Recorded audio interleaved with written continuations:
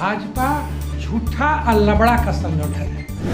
उनका सरदार प्रधानमंत्री झूठा है। ये 2 महीना बाद इसका निर्णय लेगी कि हमने ईमानदारी पूर्वक जनता का काम किया है या फिर जनता के साथ छल किया। डिवाइड एंड रूल, फूट डालो शासन करो। मोदी जी ने वही थ्योरी पढ़ लिया। हम लोगों को कहना है कि एक मजबूत राष्ट्र बनाओ।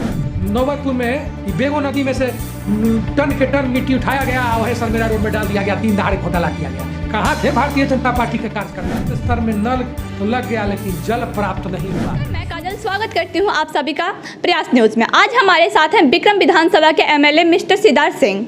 सर, बहुत बहुत स्वागत है आपका हमारे शो में। धन्यवाद, नमस्कार।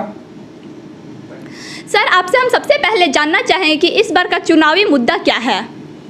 इस बार का जो चुनावी मुद्दा है, बिहार की जो धरती है, ये भ्रष्टाचार के जो पूरी सरकार जो भ्रष्टाचार में आज लिप्त है, जो पूरा प्रशासनिक तंत्र जो है, जो भ्रष्टाचार में आज डूबा हुआ है, इसके विरोध में पूरा बिहार की जनता आज उठ खड़ी हुई है। हर जगह आप जो देख रहे हैं किस तरह से अफसरशाही हावी है और हर तंत्र, ब्लॉक से लेकर थाना से लेकर रोड का निर्माण हो, गली का निर्माण हो, नल जल का निर्माण हो, हर जगह सिर्फ कमीशन के लिए काम हो रहा है। एक आम नागरिक घर से निकलता है तो 500 के हेलमेट के लिए 5000 का फाइन होता है, 1000 के इंश्योरेंस के लिए 10,000 का फाइन कराया जाता है। माननीय नीतीश कुमार जी नौजवानों को रोजगार तो नहीं दे सके, लेकिन ये शोषण का जो तोहफा दिए हैं, इस तोहफा का जवाब देने के लिए बिहार की जनता आज एकजुट हो चुकी है। विक्रम के ट्रामा सेंटर, लाइब्रेरी और डक बंगला की इस बुरे हालत की जिम्मेदार कौन है? देखिए, ट्रामा सेंटर जो आया है वो केंद्र के द्वारा माननीय सांसद जो सीपी ठाकुर जी थे, उनके माध्यम से ट्रामा सेंटर का शिलान्यास किया गया था, शुरुआत किया गया था। इसमें अज्ञानता एक बहुत बड़ा विषय है।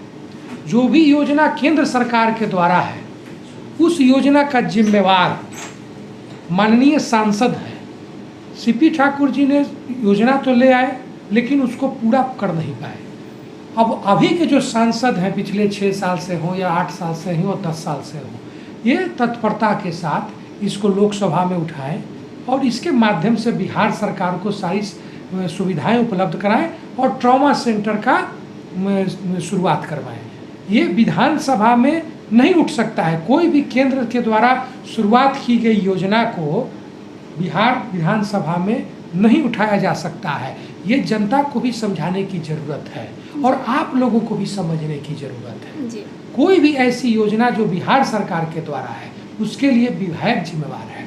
कोई भी ऐसी योजना जो पंचायत के द्वारा है, जैसे नल जल योजना है जी, मान लीजिए कोई गांव है, वहाँ नल जल नहीं चल रहा है, तो उसके लिए सांसद या विधायक दोषी नहीं हो सकता है, उस पंचायत का मुखिया या वार्ड दोषी हो सकता है। यही चीज़ है। लेकिन भाजपा वाले तो आप पे आरोप यह लगाते हैं कि आपने 5 साल से काम किया ही नहीं है। जैसे भाजपा झूठा और लबड़ा का संगठन है। जितना झूठा और लबड़ा विक्रम विधानसभा में है, वो अब भाजपा में रह गया है। उसका काम है नित्य क्रिया में, जैसे आदमी विकास का काम करता है, नित्य क्रिया में भलाई का काम करता है, वो लोग झूठ का व्यापार करते हैं। उनका सरदार प्रधानमंत्री झूठा है। चुनाव नहीं था, प्रधानमंत्री नहीं बना था तो 15 लाख रुपया कहता था कि खाता में डाल देंगे, वो रास्ते में रह गया। अभी कौन बैंक से आया है, कहाँ आरटीजीएस हो रहा है, वो 15 लाख का कोई अते पते नहीं है। गरीबों के, किसानों के, मजदूरों के लिए भारतीय जनता पार्टी के कोई भी कार्यकर्ता को कोई मोह माया नहीं है, क्योंकि विचारधारा ही अलग है। हम लोग गरीबों की सेवा किए हैं, किसानों की सेवा किए हैं, मजदूरों की सेवा किए हैं और सेवा का जो भी फल होगा वो जनता हमको देगा। किसी से संगठन से जुड़े हुए पर्सनल लाभ के लिए कोई व्यक्ति है, वो हमको क्या सर्टिफिकेट देगा? ये जो आम जनता है विक्रम विधानसभा के, ये 2 महीना बाद इसका निर्णय लेगी कि हमने ईमानदारी पूर्वक जनता का काम किया है या फिर जनता के साथ छल किया है। आप किसके नेतृत्व में इस बार चुनाव लड़ना चाहते हैं? महागठबंधन के नेतृत्व में चुनाव लड़ेंगे। हम लोगों के नेता सोनिया गांधी जी हैं, राष्ट्रीय अध्यक्ष हैं, राहुल गांधी जी युवा नेता हैं, उनके नेतृत्व में चुनाव लड़ेंगे। अब वो किससे गठबंधन करेंगे, कितना सीट लेंगे, कितना सीट देंगे, ये अधिकार हम लोगों ने, सभी कांग्रेस के कार्यकर्ताओं ने सोनिया गांधी और राहुल गांधी जी को दिया है। कि महागठबंधन में अभी तक ये तय नहीं हुआ है कि तेजस्वी के नेतृत्व चुनाव लड़ना है। देखिए, महागठबंधन का जो निर्माण हुआ है वो कोई व्यक्तिगत स्वार्थ में नहीं हुआ है, एक विचारधारा है, एक विचारधारा है जो देश को विभाजन करने के लिए राजनीति कर रही है, और एक विचारधारा है जो सभी तबका को एकजुट करने के लिए राजनीति कर रहा है। और उसी में हम लोगों ने बिहार में महागठबंधन का निर्माण किया है। जो भी लोग इस विचारधारा से जुड़े हुए हैं, जो भारतीय, अंग्रेज जब आया तो भारत में अंग्रेज आया 3 लाख, अब भारत की आबादी उस समय थी 30 करोड़। तो अंग्रेज ने कहा डिवाइड एंड रूल, फूट डालो शासन करो। मोदी जी ने वही थ्योरी पढ़ लिया है। मोदी जी का भी कहना है फूट डालो शासन करो। हम लोगों को कहना है कि एक मजबूत राष्ट्र बनाओ, जात पात भेदभाव सांप्रदायिकता से ऊपर उठ के एक मजबूत राष्ट्र बनाओ। और उस ध्येय से, उस विचारधारा से जुड़े हुए जितने भी लोग हैं, उन्होंने महागठबंधन का निर्माण किया है। महागठबंधन की जो मीटिंग होगी, हमारे शीर्ष नेता हैं राहुल गांधी जी हैं, सोनिया गांधी जी हैं, ये निर्णय लेंगे कि कौन बिहार का मुख्यमंत्री बनेगा, और उनका जो निर्णय होगा उसको हम लोग सहसम्मति से मानेंगे।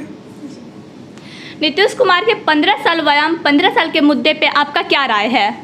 नीतीश कुमार जी का जो 15 साल रहा उसमें विकास होता है, लेकिन नीतीश कुमार ने भ्रष्टाचार को बढ़ावा दिया। हर व्यक्ति, चाहे वो भारतीय जनता पार्टी का वोटर क्यों नहीं हो, लेकिन इस राज्य में शोषित और प्रताड़ित हुआ है। आज क्या है, नौबतपुर में बेगो नदी में से टन के टन मिट्टी उठाया गया, वह सरमेरा रोड में डाल दिया गया, दिन दहाड़े घोटाला किया गया। कहाँ थे भारतीय जनता पार्टी के कार्यकर्ता लोग जो आज भारतीय जनता पार्टी का झंडा ढो रहे हैं? ये 300 करोड़ का मट्टी घोटाला सामने हुआ, कहाँ रह गए लोग?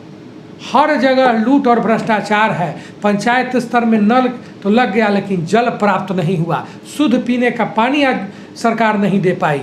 स्वास्थ्य सुविधा है कि कहीं भी आज अगर एक आम आदमी बीमार पड़ जाए तो अस्पताल में, प्राइवेट अस्पताल में 2 से 4 लाख रुपया का खर्च है। सरकारी अस्पताल में दौड़ते रह जाइएगा, लेकिन इंसान को वस्तु की तरह ट्रीट किया जाता है।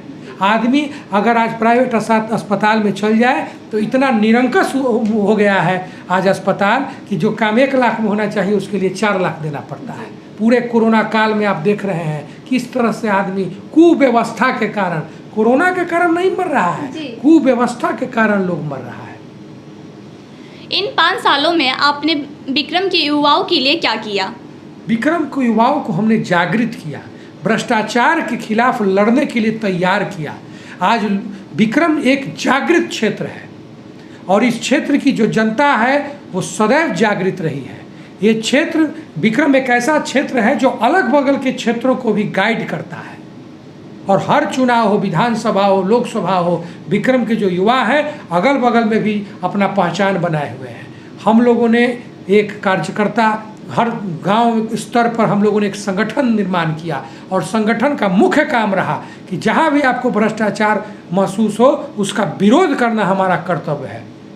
आज सरकार द्वारा पैसा जो आ रहा है वो ठेकेदारों की सुख सुविधा के लिए योजना लाया जा रहा है और आराम से काम कराया जा रहा है, लूटा जा रहा है, लेकिन जनता के हित का काम नहीं कराया जा रहा है। इन योजनाओं को हमने चिन्हित किया और जहां भी बन सका, जिस रूप में बन सका, उसको हम लोगों ने विरोध किया है। आपके ही क्षेत्र और आपके ही पार्टी से एक और नेता टिकट का दावा कर रहे हैं, आपका इस पे क्या कहना है? ये अधिकार है, देश में प्रजातंत्र है, हमारे पार्टी में भी प्रजातंत्र है। मांगने के लिए, लड़ने के लिए हर व्यक्ति का अधिकार है और हर व्यक्ति आगे बढ़ना चाहता है, इसमें कोई बुराई नहीं है। विक्रम के चुनावी दंगल में इस बार आपके सामने कौन होगा?